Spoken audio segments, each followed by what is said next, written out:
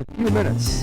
Vermont wants to take away your Instagram, kids. Joker fans ravage society, and the dark knight of fast food steps in. And we have a new segment that is out of this world. A bird named Rambo gets the cops called on himself.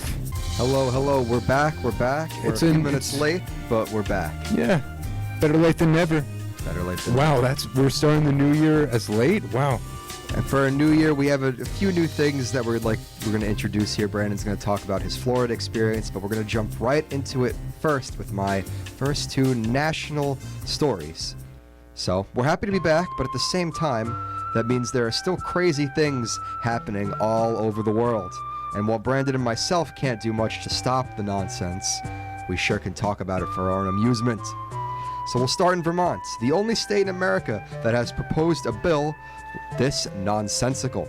Vermont Senator John Rogers has introduced a bill that bans cell phone use for anyone under the age of 21 years old.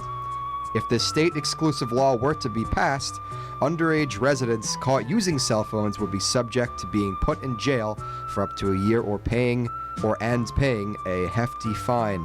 Rogers claims that cell phones have been the cause in the rise of car accidents, suicides, and terrorism. Now, of course, this law is very ridiculous, and I'm pretty sure this violates more than one amendment. What do you think of this, Brandon? I think, I don't know, I'm very hung up on the name Rogers. I think of, was it Roger Waters from Pink Floyd? Yes. I think he's going to make a new Pink Floyd album. It's going to be like The Wall Part 4 against cell phones for kids. We don't need no stinking cell phones. That's what I have in my head. But I feel like, a big market for cell phones is the Kiddywinks. They have a lot of mobile games for them. They're Candy Crushes. They're SpongeBob surfing skates. I don't know, whatever kids play. I don't know. I don't know. I feel like that market's going to be crumbling in Vermont, you said, so... I don't think this law will be passed, but it would crumble the market. It makes me think about in 2003 when these two teenage girls tried to sue McDonald's for making them gain weight. It's not really McDonald's fault that you gain weight. It's more so the fault of your own. You knew McDonald's was bad for you. So, but my case is that, cell phones can be addicting. So why get rid of the cell phone? No, exactly. Curb your cell phone use. And honestly, it's a sad truth in society, but corporations, governments, they listen to wallets. And what do wallets say? They say something like exploit children. I know it's not right, doesn't sound cool. You don't think Barney or Dora would do that, but they exploit children, so that's how it is around this world. So if kids are helping cell phone sales, they're going to continue with that. And speaking of continuing with stuff, you got another national story, my friend? We do have another national story. We're going to take a step back from Vermont, and we're going to go to the Bronx, New York. Oh, it's my hometown. Yeah, let's do this. This could double as a local story. So nobody can deny the popularity of Joker. The 2019 film has grossed over $1 billion worldwide since its release and has won numerous awards. But with great fame comes great tourism. What do I mean exactly? Well, one of the most iconic scenes in the movie is when the Joker is walking down a flight of concrete stairs. Oh, he's not walking around. He's dancing. He's dancing around to whatever pop song they had. I don't even remember what it was. Around to the South Park theme song. He's dancing around to Despacito.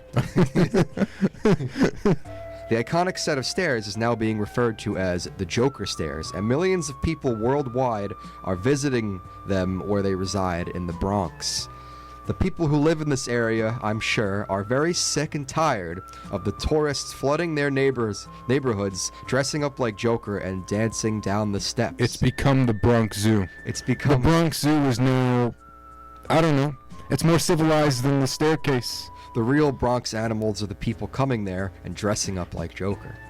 Those are the real animals. That's true. Or it's like the Harlem Shake of 2019 almost. The Joker Shake. Exactly, but I wouldn't recommend dancing downstairs. Unless you all have life alerts if it's supplied at the Bronx Zoo gift shop. But it's probably not, so I don't recommend sliding downstairs in Joker makeup. There's one person I can think of who definitely cannot dance downstairs, and that is Herschel Green. Luckily, some good has come from all of this chaos. The fast food chain Burger King is giving away one free Whopper to every resident in the Bronx To claim your free Whopper, you must order Burger King through Uber Eats and use the code KingStairs when placing your order. Life does not have to be a tragedy, and you can have it your way. Comedy. I was going to say you can have it your way like Burger King. Right. You know, Scott, I'm a proud American who bows to no king, but after hearing that, I think the Burger King has my respect, and I say down with democracy. Now we're up with autocracy? Is that no? Or Just monarchy. monarchy. He's the king. Excuse me. I don't really have any stories here because I was out in Florida. That's enough of a story in and of itself. Exactly. In Florida, we've covered it for months. The hub of crazy, nonsensical stories. And I wanted to come in as a New Yorker spy and really see for myself just how crazy the Sunshine State is. Well, tell us what you were reporting on today, Brandon. What did you find? I found a lot of palm trees. I found a lot of old people who weren't too cranky. I guess the old people in New York are a lot worse. It's a very sunshiny, happy state.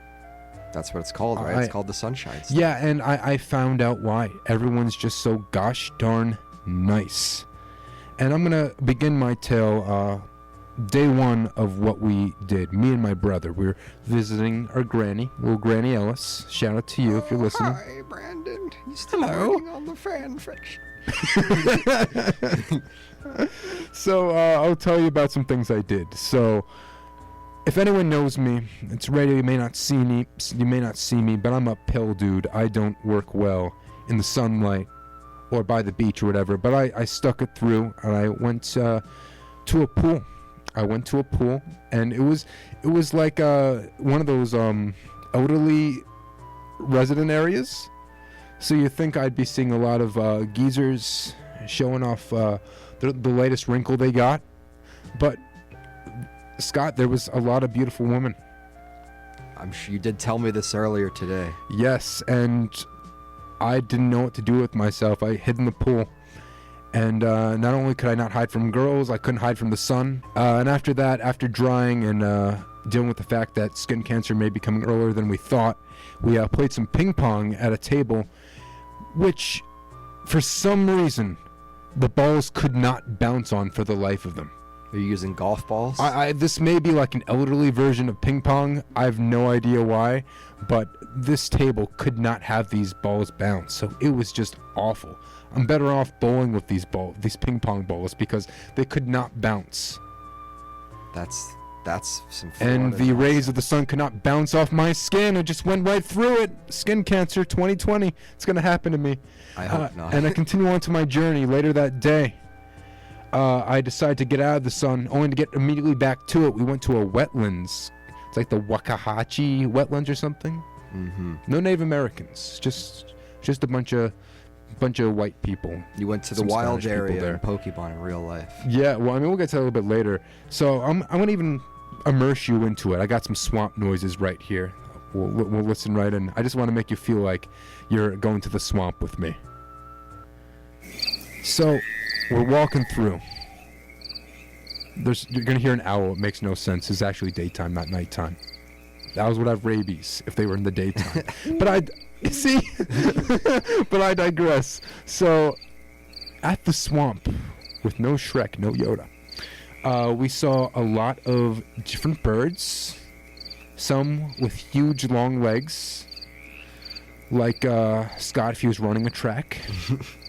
He has long legs. I don't have long legs. No. Got turtles with long necks. I felt pretty good about my neck after that. Turtles with short necks. It was just like Florida. I compared to like the Australia of the U.S. with just it's crazy. Except it's not on fire. I made that joke to my brother. But we actually saw alligators. We saw alligators.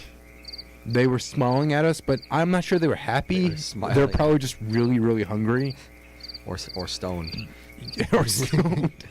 They saw my red skin. They're like, red meat. How close were you to the alligators? Not petting distance. We were on a boardwalk. Uh-huh. But we were able to get a good view of them. We saw these big, giant iguanas that could have been dinosaurs. I don't know. How far south were you in Florida? We were at Boynton Beach. So not Miami South, but we were in the South, y'all. A lot of country music was happening. Heard some Yola, Orville Peck, Johnny Cash, all that stuff. Peck. There was one more animal we saw. Yes. So my brother's like, it's a flamingo. If you're not at a zoo, there probably isn't a flamingo. It was just a spoonbill. Oh. It was a pink bird with a spoon for a bill.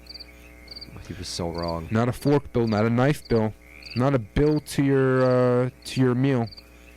A bill to your phone. Or the Vermont bill that would ban. Yeah, it was a spoon bill. So later that day, I actually got out of the sun. We went to the mall. I went shopping. It still sounds like a swamp. Yeah, everywhere's a swamp in Florida, if you didn't know. That's like the joke. And we went to a lot of swamps, I'm not going to lie. But no Shrek. Yeah, I mean, the reason why we went to the mall, I mean, hopefully Shrek would be there shopping for his wife, Fiona, and his triplets. But there's an FYE. The FYE, there used to be two by me. One, I think, was in Levittown, maybe. The other one was in the Roosevelt Field Mall. They got closed down. Had a lot of special memories. A lot of CDs, which I still buy for some reason. I'm an old soul. DVDs, some video games, and a lot of merch. So we went there, and a lot of great pop figures. CDs were still there. They're still a thing. Just go to your local FYE. That may not be by you, so you have to go to Florida. And I got, as you could see, Scott, I'm wearing a Japanese Spider-Man shirt. So we're going to play the Japanese Spider-Man theme right now. I'll explain to you what that is. So Japanese Spider-Man is actually a series. You're not going to believe this. It came out in the late 70s. And it's like Power Rangers, but with the Spider-Man. So get this. He meets some sort of alien from planet Spider. This is a thing. He's a dude, not a spider. And he gives him his spider alien blood. So now he has spider powers instead of getting bitten by a radioactive spider. It's a lot more convoluted.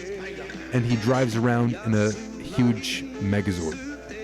And that's Spider-Man for the Japanese. So I can only imagine their confusion in Infinity War, where Spider-Man was not in a mech. So that's Japanese Spider. I just want an excuse to talk about Japanese Spider-Man on the show.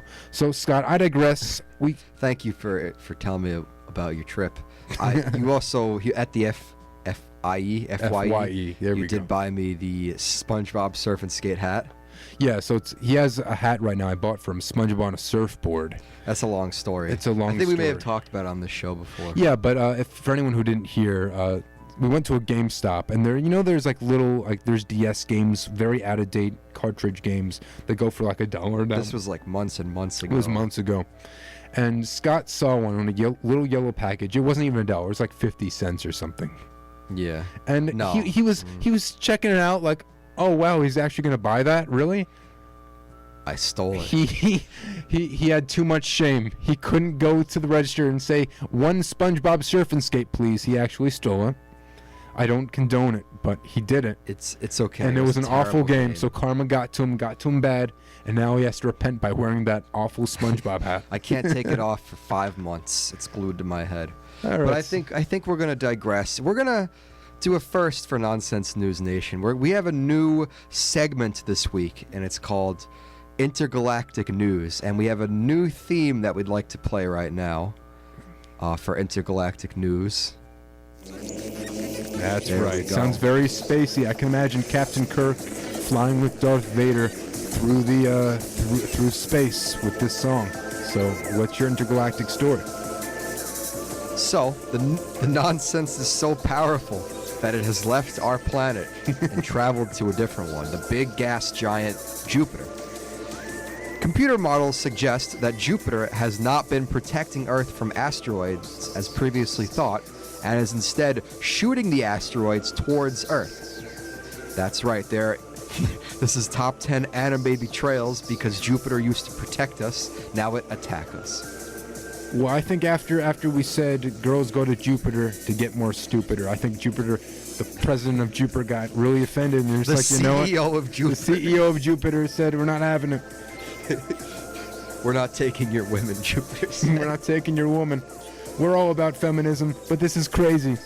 A new theory states that the gravitational pull of Jupiter is pulling in asteroids and comets from our galaxy and then is propelling them at Earth, launching them at us, swirling them around and shooting them at us. Everybody has been talking about World War III here on Earth lately, Brandon, but I think the real World War III is going to be a literal world war between Earth and Jupiter. No, it's going to be a Star Wars. It's going to be a Star Wars instead? Hopefully it's not directed by J.J. Abrams, so maybe it'll be more effective. It'll be maybe I'll feel more when Jupiter shoots at us. Directed by Iran. I'm sorry, I digress. I did not like Rise of Skywalker. No. I know you did not. But speaking of digressing, we're going to go back to my Florida trip a little bit. I want to tell you just a little bit more about what I did. So I drove down to a place in, West Palm Beach. And I went to a place called Manatee Lagoon. Lagoon? Goo Lagoon. A place inhabited, rather than people, by fat sea cows. And let me tell you, I mean, you don't see them in New York. Even if you go to Lannis Marine World, you won't see one. A real manatee. So seeing a manatee, yeah. And, I mean, they're beautiful sights. Unfortunately, they're endangered. But there was a whole bunch of them. But here's the fun fact about them. So they dwell in the water, but they have to go up every 3 minutes for air. So taking a picture was just a pain in the half because you saw their silhouettes swimming about, but you didn't actually see them. But occasionally, like every minute or so, there's one manatee going, gasping for air. Quickly. And they actually are sort of close to elephants rather than like any other mammal. Mm-hmm. So they kind of blow out some water out of their trunk or whatever manatees, fat sea cows have. So not only do you have to take a picture of them, but a picture of them blowing out that water. And the water may get on your camera. So it's an ordeal, but I mean, I got some good footage of it. But honestly, if you're going to Florida, I recommend checking out manatees. They are beautiful, endangered creatures. I'd love to see a manatee, Brandon. Well, hopefully if I gain some weight, I'll be the closest thing you need to it. And you gotta get a blowhole, too. I have one of those, but I won't talk about it here on radio. Okay. We digress. We're gonna go into fails now. We have a fail from the state that Brandon was just in. He's been talking about this whole God, did you write a script about me? I'm so embarrassed. How can I not write a script about you? Look at you. You're handsome, beautiful. And a failure. Hence fails. Let's continue. This past week, a concerned Floridian dialed 911 after hearing the words, "Let me out," from a nearby home. This resident is unnamed, so it could have been Brandon, or it could have been my grandma anyone complaining from the about Ellis me. family. I think I may have said "let me out," maybe "let me in." I don't know. Maybe definitely maybe when you were taking the walk and somebody walked past you, you screamed, "Let me in." I think I said, "Siri, play Let Me Out by Gorillaz." So we'll move on. Police arrived to the house that was in question, and they found a man in the driveway working on his car. The man reassured the police that the cry was not from a human being, but rather a 40-year-old parrot named Rambo. The man confessed to having taught Rambo to yell different phrases as a kid to prank people, and at which point the officers began hysterically laughing. Wait, did you say 40-year-old? The 40-year-old parrot. 4 or 40? 40. He's pretty much the age of the Rambo franchise. It could be Sylvester Stallone. Did he teach him the Sylvester Stallone accent? Let me out. Let me out of this franchise. I'm so old. I can't do this. Too bad, Rambo. You're staying with us. Too bad, Sylvester. It's too bad. Poor parrot.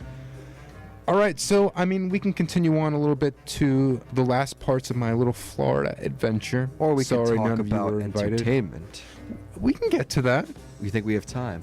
Maybe. We'll find out. I'm going to rush right through. Okay. So we went mini golfing. Yes. We went mini golfing for free, actually, because my back when my parents went to Florida, they got rained out, so they got free admission. And they're like, "Oh, you can go in for free. Don't worry. Have a free ice pipe on us." They sounded so nice. They sounded Wisconsin. It sounded Canadian. They sounded Canadian combined with Wisconsin. The nicest qualities ever. Or the character from Ragnarok. Reek or Minch. I don't know what you're talking about. Whatever. The one. He's really out of it right now. No, I'm not. He missed his coffee today. He's a little I cranky. had coffee like 2 hours ago. It was decaf, I saw. Sure. So anyway, the mini golfing was free. It was really nice. And we didn't stop there. We didn't pat ourselves on the back and say, good job. We continued on trekking through Florida. We went to a nature refugee. Refuge. We were the refugees going in. And we asked this nice old man, he's like, do you know where you're going? And I'm like, no. He's like, you could try the center here. Like, he was very senile. So we had to kind of direct her away. And we made our way to another swamp. It looked like the Dagobah system in Star Wars mixed with a Jurassic Park set. There were absolutely no animals, no aliens, no dinosaurs, just a lot of ferns. The best you'd see is J.J. Abrams running around with a camera trying to direct another mediocre Star Wars film. You would not see any animals. So we actually, Justin and I trekked back, my brother, we trekked back, and we saw, like, it's hard to describe.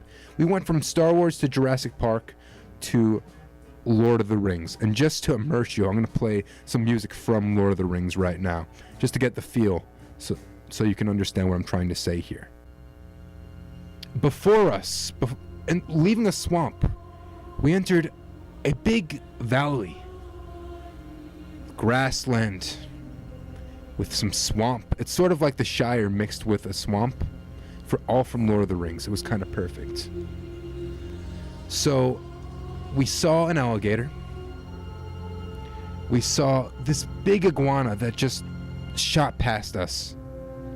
We saw different birds. I mean, this was a lot more than the zero we saw in the swamp. So it truly was beautiful.